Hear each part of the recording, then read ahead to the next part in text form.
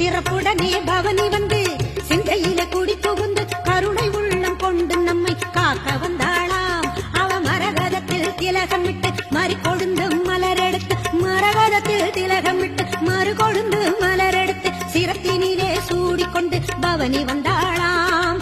Mariamma Karumariamma Mariamma Karumariamma.